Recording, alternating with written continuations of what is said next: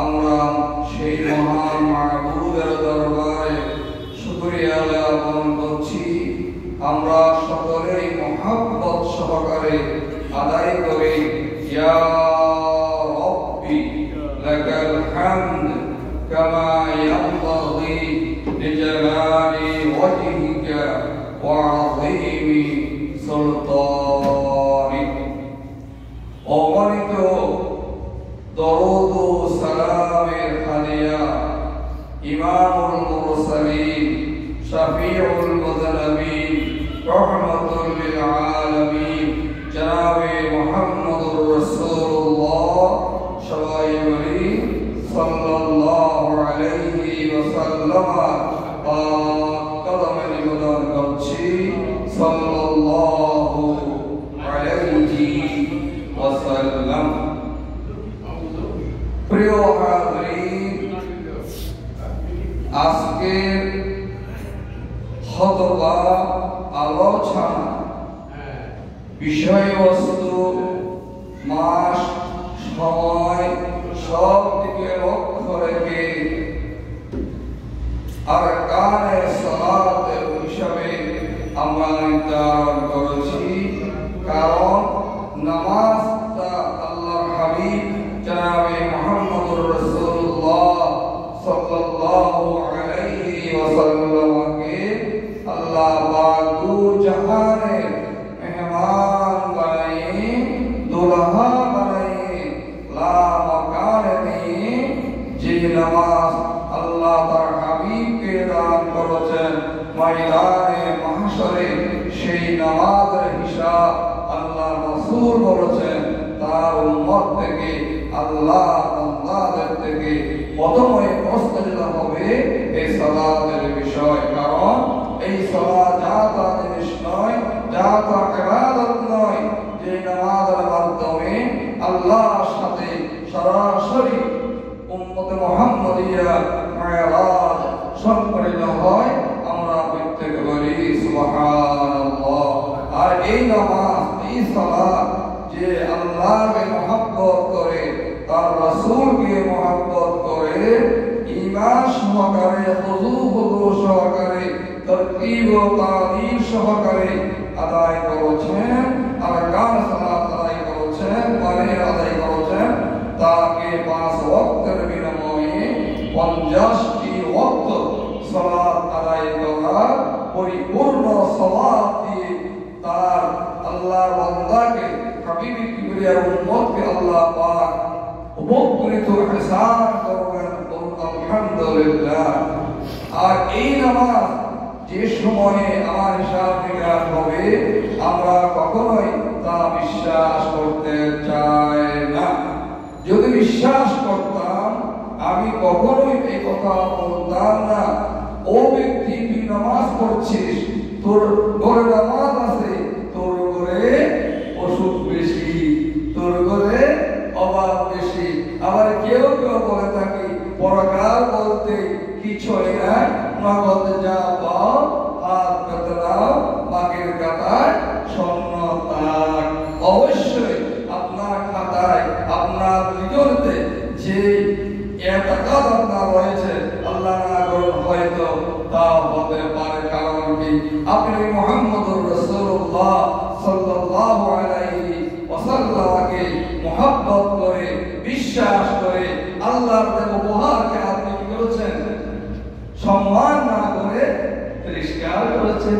সম্মান করলে অবশ্যই আপনি পরকাল বিশ্বাস করতেন, 5 ওয়াক্ত সালাত যথাসময়ে যথারীতি নিয়মে আদায় করতেন। আসুন আল্লাহ রাব্বুল আলামিন আহকামুল হাকিমিন তার কুরআনুল কারীমের সূরাতুল আহজাব ফাতির শরীফের 45 নং আয়াত আল্লাহ সুবহানাহু ওয়া তাআলা ইরশাদ করছেন, হে পৃথিবীর মানুষ, আর আল্লাহ মানুষদেরকে তাদের কৃত কর্মের জন্য পাকড়াও করবে, পৃষ্ঠে কোনো প্রাণীকেও তিনি রেহাই দিতেন না, কিন্তু তিনি এক নির্দিষ্ট সময় পর্যন্ত তাদেরকে অবকাশ দিয়ে তাকে বলুন সুবহানাল্লাহ। আপনি বলছেন আমি নামাজ না পড়লে কি হবে? আমার তো হালাতের অভাব নাই, আমার জনবল, আমার ধনবল, আমার সম্মান অভাব নেই, ভাই সব কিছু মরছিকা। আপনি নিজেই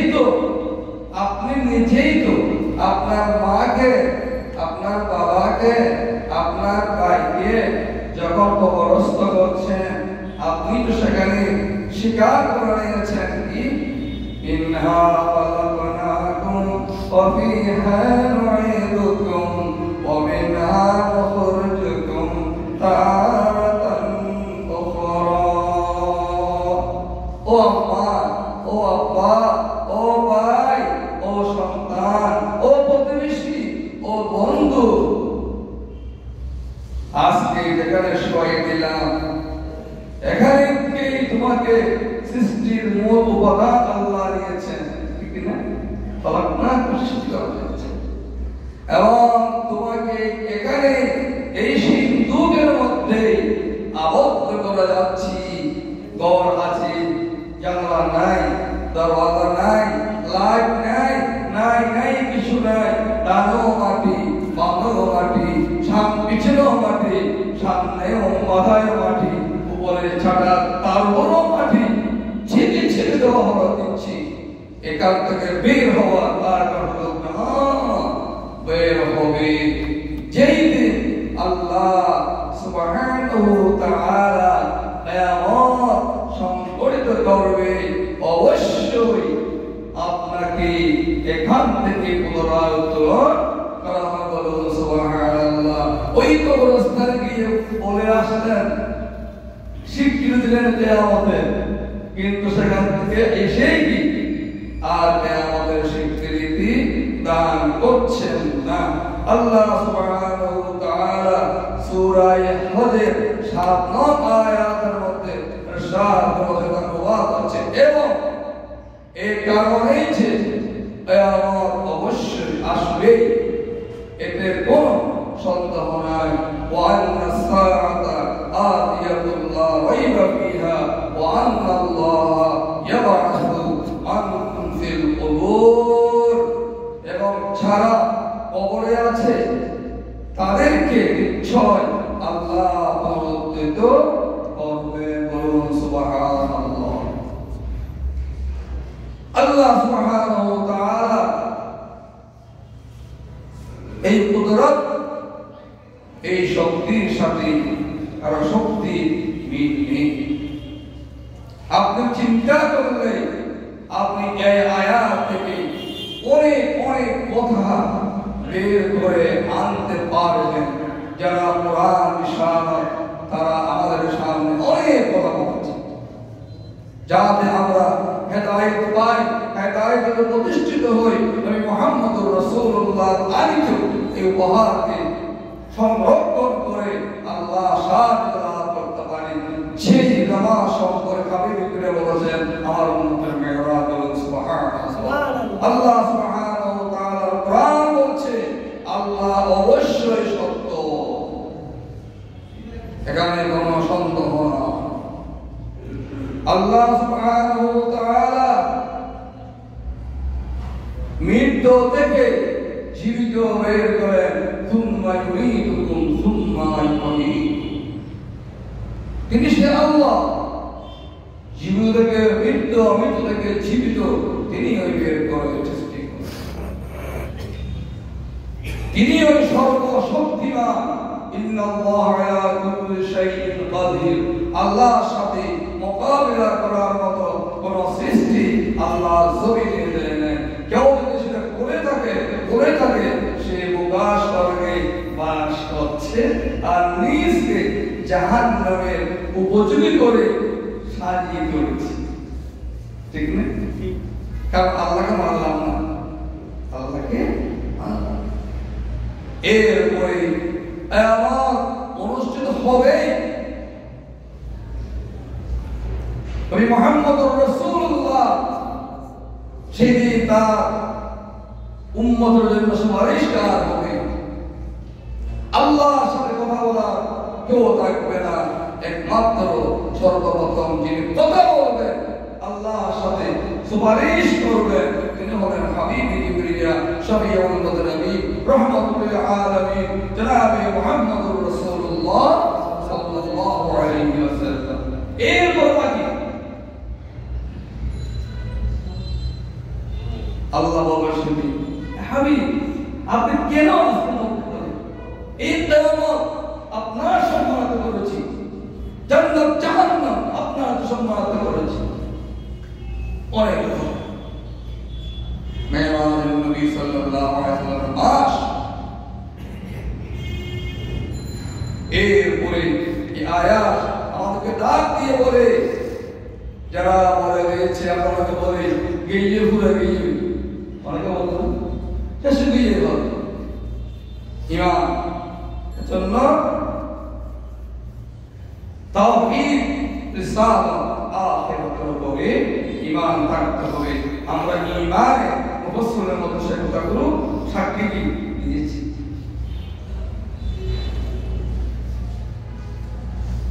সমস্ত সৃষ্টিকে আল্লাহ সুবহানাহু ওয়া তাআলা সমস্ত মানুষকে আল্লাহ পাক পুনরুত্থান করবেন, পুনরুত্থিত করবেন সুবহানাল্লাহ। এই কথাকে সামনে রেখে আল্লাহর ভয় নিজের হৃদয়ে লালন আর পালন করে নবী মুহাম্মদুর রাসূলুল্লাহ সাল্লাল্লাহু আলাইহি ওয়াসাল্লামকে মহব্বত করে আল্লাহর নবীর আমিত উপহারকে সাদরে গ্রহণ করে নিজের জীবনে পাঁচ ওয়াক্ত নামাজ আদায় করার মাধ্যমে যাদেরকে ব্যবসা বাণিজ্য চাকরি নকরি কিছুই আটকাতে পারে নাই, হাইয়া আলাস সালাহ ডাক দিয়েছে চলে যাচ্ছে, হাইয়া আলাল ফালাহ ডাক দিয়ে চলে যাচ্ছে। এদের সম্পর্কে আল্লাহ রাব্বুল আলামিন কোরআনুল কারীমে ইরশাদ করেছেন রিজালুল লা তুলহিহিম তিজারাতুন ওয়ালা বাইউন আন যিকরিল্লাহ ওয়া ইকামিস সালাহ ওয়া ইতাইজ যাকাত। সূরা আন-নূর শরীফ আয়াত নং 37। সেসব লোক যাদেরকে ব্যবসা বাণিজ্য ও ক্রয় বিক্রয় কোনটিই আল্লাহর স্মরণ হতে এবং সালাত ওয়াইন ও যাকাত প্রদান হতে বিরত রাখে না। বলুন সুবহানাল্লাহ। আমরা যেখানে নামাজের কথা আসছে সেখানে যাকাতের কথা আসছে। দেখুন আল্লাহ রাব্বুল আলামিন যাকাত দেওয়ার জন্য আল্লাহ কোরআন দিয়েছেন আর রাসূল তাবিঈ করে দিয়েছেন। বলুন সুবহানাল্লাহ। যাকাত যাকাতের মতো দিতে হবে, নামাজ নামাজের মতো প্রতিষ্ঠা করতে হবে। এই ব্যাপারে কোন মীমাংসা নয়। আল্লাহর হাবিব যেভাবে বলেছেন সেভাবে যদি ব্যবসায়ী হতে পারেন, সেভাবে যদি নামাজি হতে পারেন। আল্লাহ হাবিব বলেছেন قال رسول الله صلى الله عليه وسلم التاجر صدوق الأمين مع النبيين والصديقين والشهداء والصالحين। কোরআনে বলছে এই চার শ্রেণীর মানুষ আল্লাহর কাছে পুরস্কৃত। বলুন সুবহানাল্লাহ। আর আমরা ব্যবসা করছি, ব্যবসার জন্য নামাজ পড়তে পারছি না, ব্যবসার জন্য নামাজ পড়তে পারছি না, ব্যবসার জন্য এমন ব্যবসা বাড়াচ্ছি যাকাত আমরা আদায় করতে পারছি না, ব্যবসা করছি সত্য কথা বলতে পারছি না, আল্লাহর নামে শপথ করছি, ব্যবসা করছি পরের জায়গার উপরে, ব্যবসা করছি রাস্তা বন্ধ করে দিয়ে, ব্যবসা করছি ইমানদার সাধারণ মানুষের পথ চলাচলের পথ আটকিয়ে। আপনার কি ব্যবসা খারাপ? একবার আগে প্রশ্ন করুন, আপনার ঘরের সামনে যার ব্যবসা করতে বসে আপনার আমাকে কি অবস্থায় হবে? আপনি মানুষের চলাচল পথ বন্ধ করে দিয়েছেন,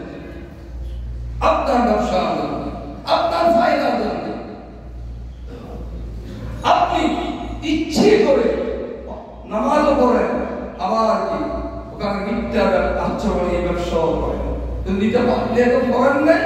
রাসূল বলেছেন, ও উম্মত, আমি ব্যবসায়ী ছিলাম, আমার সাহাবায়ে কেরাম ব্যবসায়ী, আবু হানিফা ব্যবসায়ী।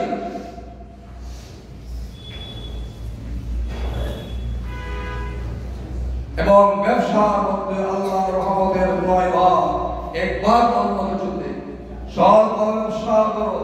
তোমার মর্যাদা কি জানো তুমি? তোমার মর্যাদা নবী মুহাম্মদুর রাসূলুল্লাহ সাল্লাল্লাহু আলাইহি ওয়াসাল্লামের সাথে জান্নাতুল ফিরদাউসে অবস্থান করুন। সুবহানাল্লাহ। সিদ্দিকীন, শুহাদায়ে কেরাম, আউলিয়ায়ে কেরাম যেখানে থাকবে, আপনিও সেই বিল্ডিংয়ে থাকবেন ইনশাআল্লাহ। তো এটা বলা সহজ, আমল করা কঠিন। এই নামাজ আদায় করতে গেলে আরকান সালাত মোট 13টি কালের নাম নামাজ, যাকে আমরা ফরজ, ফিকহি মাসালা অনুযায়ী বাইরে 7 ফরজ, ভিতরে কি 6 ফরজ। এইগুলি আমি না জানি, আমার নামাজ হবে না। আমি বিশ্বাস করি আপনারা জানেন। আপনার হেলদি ওয়ার্ডের অধিবাসী, এক্সক্লুসিভ ওয়ার্ডের মধ্যে সবচেয়ে গুরুত্বপূর্ণ ওয়ার্ড হচ্ছে জামালখান। শিক্ষায় দীক্ষায় সব দিক দিয়ে মিলে না হয় এটার নাম এটা হলো কেন। আমার বিশ্বাস, আসুন সেই 13টি কথা আমি বলি এজন্যই, আমি যা না জানলে আমরা শেখাই দিলাম। আমার বলতে পারে বাহিরে 7টা ফরজ, একটা নাম কি শরীর পাক, ঠিক কি না? কথা বলুন ভাই। 1 নম্বর কি শরীর পাক। আপনার মাথার চুল থেকে পায়ের নখ পর্যন্ত সমস্ত শরীর পাক হতে হবে। পাকের জন্য যা যা মশলা প্রয়োজন আপনাকে আমাকে জানতে হবে, শিখতে হবে। এরপরে 3 নম্বর হচ্ছে কি কাপড়, পা, টুপি থেকে শুরু করে মাথা পর্যন্ত যেগুলো করেছি ভিতরে বাহিরে সব পরিষ্কার রাখতে হবে। আমি আপনাদের একটা জিনিস জানতে চাই, উত্তর দিবেন না, নিজে প্রশ্ন মনে রাখবেন। অনেকে আমরা প্যান্ট শার্ট পুরো জায়গায় হাঁটি, মসজিদে আসলে পড়িনি। কোথায় পেয়েছেন? আপনি যে বাজার থেকে আসছেন সেটাকে মসজিদ ছিল না, মসজিদ জায়গা ছিল? আপনি বলতে পারবেন? তাহলে ওপরের দিকে খাড়া আছে কিন্তু কি বাস করা নাই। এই জন্য আরেকটা চিকিৎসা বিজ্ঞানের কথা বলে দিই। আমি ডাক্তার নয়, চিকিৎসক নয়। সমস্ত পুরুষ সব ইচ্ছাকৃতভাবে রাস্তা মুছে কাপড় করবে, হরমোন চলে যাবে, যৌন শক্তি পায় না। আর ওই মহিলা যে তালিবাড়ি করে তার একই অবস্থা। এরপরে আসুন 3 নম্বর 17 টাকা। একটা পুরুষের সতর্ক নাভি থেকে হাঁটু পর্যন্ত আল্লাহ পাকের রহমত সর্ব অবস্থায়, বিশেষ অবস্থায় দেখে রাখতে হবে। একজন মহিলা চেহারা, তাদের তালু, পায়ের তালু, বেদি সমস্ত কিছু ঢেকে রাখা ফরজ। তা আমরা করতে পারছি না, করতে 4 নম্বরে জায়গা পা। যে জায়গায় আমি নামাজ পড়বো আমার জায়গাটা পবিত্র হতে হবে। একটা মশলা বলে দিই, এই যে এখানে টাইলস ব্যবহার করা হয়েছে, এখানে আমি 2-4 পানি আছে, নামাজ পড়তে পারবে, নামাজ পড়ে যাবে, কারণ তার শোষণ ক্ষমতা কি নাই। মাটি হলে শুকনো মাটি ছাড়া নামাজ কি হবে না। এরপরে মুখী হও, আমরা কিবলার দিকে মুখ করে নামাজ পড়ি। ইলা জিহাদিন কাবা, যখন এখানে কাবা যাবেন সেখানে গোল করে কাবা। আবার যারা আল্লাহ পাকের তৌফিক দেন আল্লাহ কবুল করে ভিতরে করে যেখানে যেদিকে মুখ আছে সেদিকে নামাজ পড়তে পারে। বলুন সুবহানাল্লাহ। ইলা জিহিদি কালা দিকে নামাজ পড়তে হবে। আপনার কাছে দিকে আগে দিকে আল্লাহু আকবার আমার নামাজ হবে। এর উপরে ওয়াক্তগত নামাজ পড়া, সময় টাইম টু টাইম আপনাকে পরবর্ত কখন শুরু হয় কখন শেষ হয় জানা ফরজ। সব তো জানেন, কত পানি মিশাইলে কত হয়, কত টাকা দিয়ে কত টাকা নিতে হয় সব তো বুঝেন। আর এভাবে কিভাবে নিতে হয় সব তো বুঝেন, বলে তো জানি না। লকডাউন আছে তাও জানি না। অনেক কষ্ট আপনার মোবাইলে আছে, একটা নামাজের ক্যালেন্ডার অনেকের মোবাইলে নাই। এরপরে নিয়ত করা, আমি কিসের নামাজ পড়তেছি, তাহাজ্জুদ না কযা না ফরজ না যুহুর না ইফতার, কটা পেয়েছেন?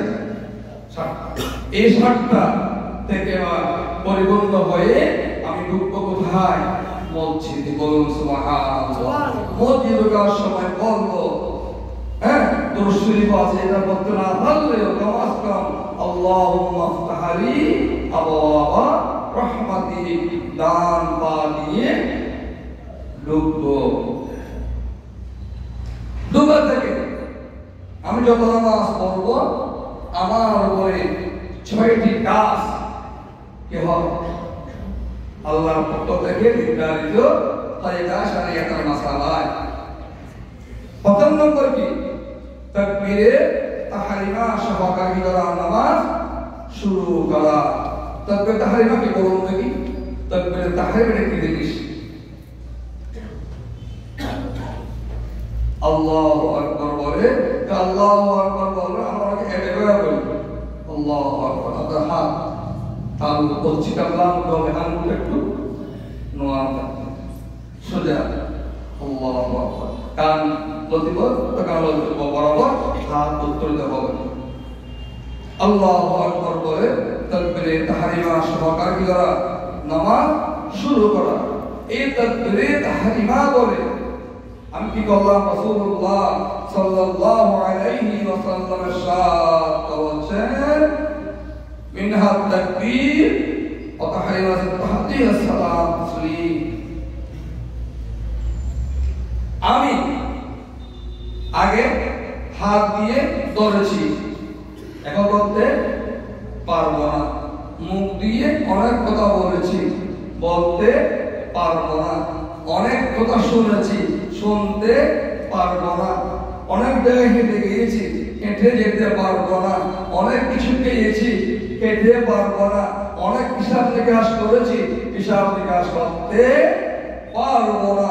আমি এমন ভাবে দাঁড়াবো যে আমি আল্লাহ রাব্বুল আলামিনকে সচক্ষে দেখছি। বলুন সুবহানাল্লাহ। হ্যাঁ, দেখার মতো সেই যোগ্যতা আমার নেই। আর আল্লাহ দেখতেছে, আমাকে একটা কথা বলে দিই, আজকে জুমার দিন 1000 বার দুরূদ শরীফ আপনি তেলাওয়াত করুন, একা মনে একা দিলে। আল্লাহকেও দেখবেন, রাসূলুল্লাহকেও দেখবেন, কোন জায়গায় আপনার স্থান আল্লাহ জান্নাতুল ফিরদাউসে, তাও আল্লাহ আপনার ভয়কে দেখাই দিবেন। বলুন সুবহানাল্লাহ।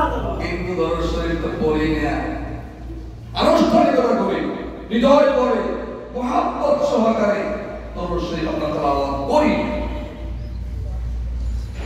করতে হবে। আপনি সমস্ত কিছুকে অবহেলা করে দাঁড়াবেন কোথায়? আল্লাহর সামনে। পিছনে আপনার মালাকুল মউত, ডানে আপনার জান্নাত, বামে আপনার জাহান্নাম। আল্লাহ তাকায় আছে, কোন সিরাত দাঁড়ায় আছে। একটু ব্যস্ত হলে আপনি পড়ে যাবেন। এই অনুভূতি নিয়ে আপনার তাকবীরে তাহরিমা সহকারে নামাজ শুরু করতে হবে। কিন্তু একামত হয়ে যায়, তারপর অনেকে আমরা বসা থেকে উঠি না। ডাক্তার আসে, হরে মুসলমান, হরে নামাজি, অন্য করে কাজে লাগতে হয় না।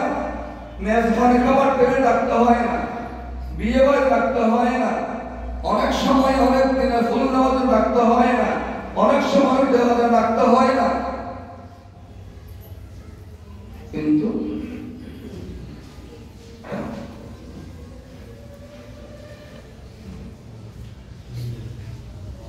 এরপরে দাঁড়িয়ে নামাজ পড়া, নামাজ কি করে পড়তে হবে? দাঁড়িয়ে করে পড়তে হবে। হ্যাঁ, আপনি দাঁড়াইতে পারছেন না, নবী মুহাম্মদুর রাসূলুল্লাহ সাল্লাল্লাহু আলাইহি ওয়াসাল্লাম বলেছেন বসে পড়ো। বসা সম্ভব নয়, আপনি শুয়ে পড়ুন। তারপরও সালাত বাদ দেওয়া যাবে না, কারণ এই সালাতের মাধ্যমে আপনার মেরাজ, এই সালাতের মাধ্যমে আপনার জান্নাত, এই সালাতের মাধ্যমে হচ্ছে জান্নাতের চাবি, জান্নাতের চাবি। চাবি না আনলে ঘর করতে পারবেন না। এই চাবি দিয়ে দিল কে? আল্লাহ। কাকে দিল? হুজুর রহমাতুর রহিম সাল্লাল্লাহু আলাইহি ওয়াসাল্লাম। তিনি তার উম্মতকে বিলিয়ে দিলেন কিয়ামত পর্যন্ত। আর বলে দিলেন আমি মেরাজ করেছি, কিন্তু আমার উম্মত যখনই নামাজ আদায় যাবে, সে মেরাজের সওগাত পাবে, তার মেরাজ হয়ে যাবে। ও হযরত হাজরে মেরাজ নবীর মাসের মধ্যে সিদ্ধান্ত নিতে পারছেন কি আর যদি নামাজ পড়া করব না, নামাজ দেয়া করব না। মুসলমান লম্বা লম্বা অনেক সুন্দর সুন্দর প্রাঞ্জল কথা বলতে পারে, বাস্তব জীবনে আমল করতে পারছি না। সব দেখান। এরপরে নবী মুহাম্মদুর রাসূলুল্লাহ সাল্লাল্লাহু আলাইহি ওয়াসাল্লাম তৃতীয় নম্বরে করতে হবে কেরাত করতে হবে, কেরাত পড়তে হবে। আপনি জামাতে আছেন, কেরাত আপনি শুনবেন। কেরাত পড়া ফরজ, তাহলে নামাজ হবে না। এবং প্রতিটি রাকাতে আপনাকে সূরা ফাতিহা শরীফ আপনাকে তিলাওয়াত করতে হবে। সূরা ফাতিহা তিলাওয়াত করতে হবে, এটা ফরজ। কেরাত পড়া। এরপরে রুকু করা কি ফরজ।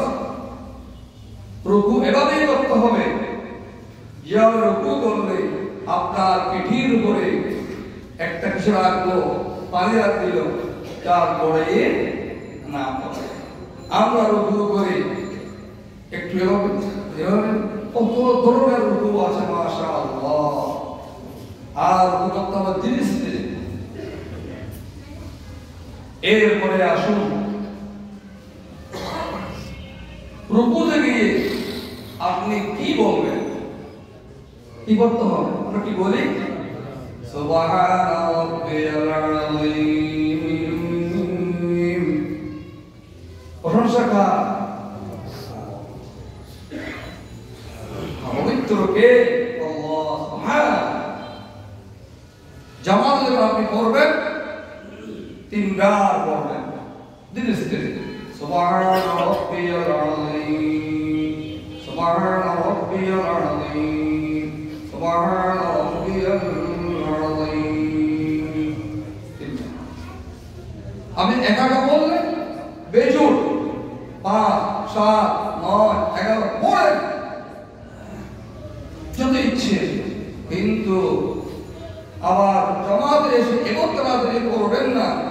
আপনার পিছনে যিনি আছেন তিনি একবারও করতে পারেন না, তারপর 3 বার হয়ে যায়। এমন হয়ে থাকে, শুধরে নিতে হবে। আর শুধরানোর পরে বিকল্প কোনো পথ নাই। রাসূলুল্লাহ বলেছেন মায়ের কোল থেকে কবর পর্যন্ত ঝুঁকতে হবে, খাটিয়া পর্যন্ত। মহিলা তার কোনো দরকার নাই, কিন্তু আমি আমার এটাকে অর্থ করি মায়ের কোল থেকে খাটিয়া পর্যন্ত। ঠিক আছে? নিঃশ্বাস বের হয়ে গেলে সেখানে কোনো সুযোগ আর পৃথিবীতে আর নেই। মায়ের কোল আসা মাত্র নাকি শিখায় মা দুধ বাবা খাওয়ায় এভাবে নে ও এটা তোমার এটা তোমার সুবহানাল্লাহ। এরপরে আপনি দাঁড়াবেন, দাঁড়াবার সময় কি বলবেন? সামিআল্লাহু লিমান হামিদা আল্লাহুম্মা রাব্বানা লাকাল হামদ হামদান কাসীরান তাইয়িবান মুবারাকান ফীহি। আল্লাহর হাবিব ইমামুল মুরসালিন সাল্লাল্লাহু আলাইহি ওয়াসাল্লাম নামাজ পড়াচ্ছেন। পিছনে সাহাবায়ে কেরাম একটু বড় করে, একজন সাহাবায়ে কেরাম এই দোয়াটি বড় করে পড়লেন লম্বা করে।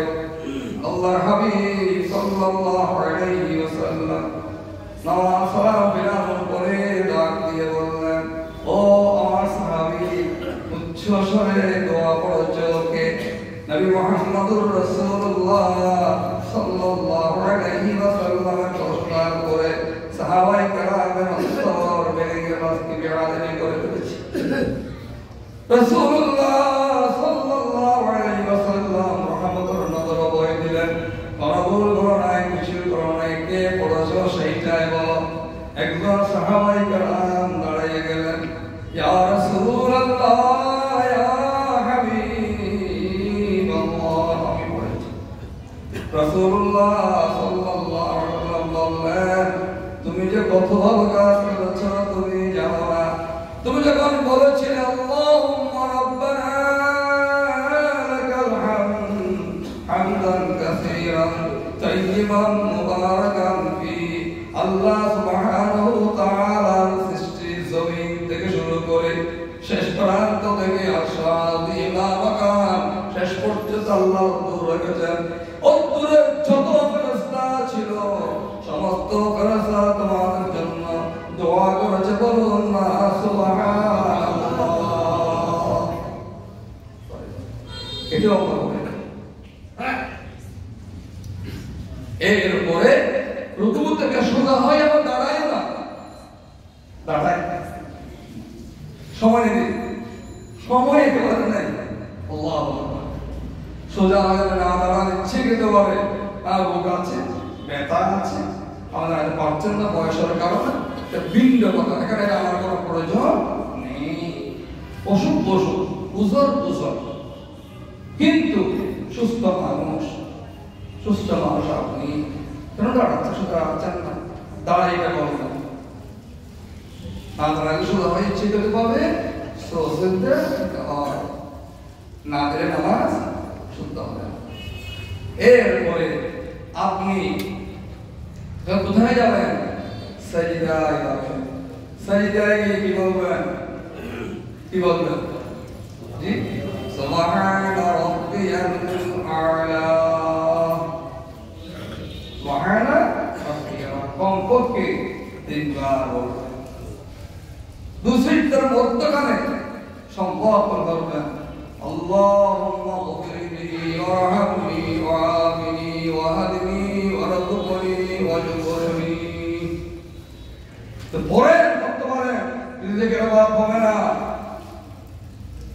যারা পরের পকেটের দিকে তাকিয়ে থাকেন, পকেটের তাকিয়ে থাকতে হবে না, আপনাকে তাকাবে দেওয়ার জন্য ইনশাআল্লাহ।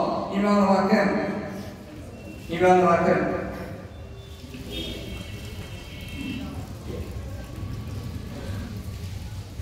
আল্লাহ কোথেকে দেবেন, কিভাবে দেবেন, কত দেবেন হিসাব করতে পারবেন না। বেহিসাব ওয়াতারযুকু মান তাশা বিগাইরি হিসাব, আল্লাহ এভাবে দিবেন, হিসাব ছাড়া দিবেন। এরপরে ওয়া ইন তাউদ্দু নি'মাতাল্লাহ লা তুহসুহা, আপাদ মস্তক আপনাকে আমাকে যে নিয়ামত আল্লাহ দিয়েছেন, একটা নিয়ামতের সুতর কিয়ামত পর্যন্ত সিজদা তাকে করতে পারবে?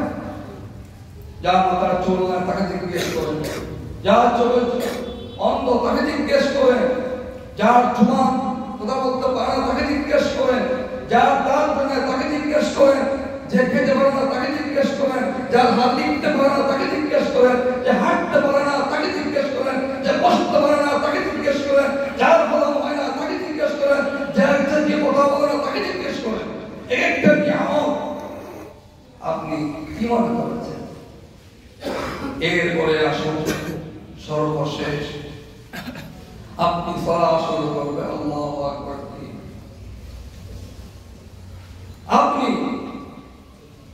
উপরে হাত রাখুন, নাভি থেকে সিনা পর্যন্ত হাত রাখুন, স্নেহ রাখুন।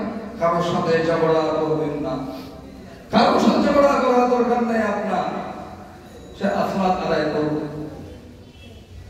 আদায় করুন। নামাজ হবে না এমন কথা আপনি বলতে পারেন নাই, বলতে পারি না। যারা হজ্জে বাইতুল্লাহ করেছেন, সরকারি আলম জিয়ারত করেছেন, আপনারা মসজিদ নববীতে হারামাইন শরীফাইনের মধ্যে দেখেছেন কেউ হয়তো ছেড়ে দিয়েছে, কেউ হয়তো দিয়েছে, কেউ দিয়েছে, কেউ দিয়েছে। তাকে আপনি তাকে যদি আপনার বাংলাদেশের লোক হয় ডাকেন, রুমে নিয়ে যান, ভাইয়া আপনি এভাবে নামাজটা পড়লে অনেক ভালো হয়। কারণ আপনি তাকে সবাই সামনে তিরস্কারমূলক কথা বলে অসম্মান করবেন, সে অধিকার আপনাকে দেওয়া হয়। কারণ আল্লাহ রাব্বুল আলামিন তার কোরআন দিয়ে গোটা বিশ্ববাসীকে কিয়ামত পর্যন্তের জন্য জানিয়ে দিয়েছেন, ওয়ালাকাদ কাররামনা বনি আদম। সূরা বনি ইসরাঈল পড়ে দেখুন, ওয়ালাকাদ কাররামনা বনি আদম, আমি মানব জাতিকে সম্মান দিয়েছি। লাকাদ খালাকনাল ইনসানা ফি আহসানি তাকওয়িম, আমি যা সৃষ্টি করেছি তার মধ্যে মানব গোষ্ঠীকে সব চাইতে অবয়ব কাঠামো দিয়ে সুন্দর করে সাজিয়ে গুছিয়ে সৃষ্টি করেছে। বলুন সুবহানাল্লাহ। তা আপনি কেন আসুন আজকে এই বিষয়ে কাজটা করলাম। আর কান সালাত, এই নামাজের ফরজিয়াত জেনে শুনে যদি আমি নামাজ আদায় করি, তাহলে মেরাজের শিক্ষা আমার জন্য অত্যন্ত ফলদায়ক। আল্লাহ সুবহানাহু ওয়া তাআলা আমাদের সকলকে আল্লাহর হাবিবের তরিকত আমিন সালাত আদায় করে আল্লাহর নৈকট্য রাসূল পাক সাল্লাল্লাহু আলাইহি কায়নাতের শাফাআতের উপযোগী হয়ে পৃথিবীর জমিন থেকে যাওয়ার জন্য হাজারান মুদরিস সহ গোটা বিশ্ব মুসলিম আল্লাহ পাক কবুল আর মঞ্জুর করুন। আমরা থেকে বলি আমিন।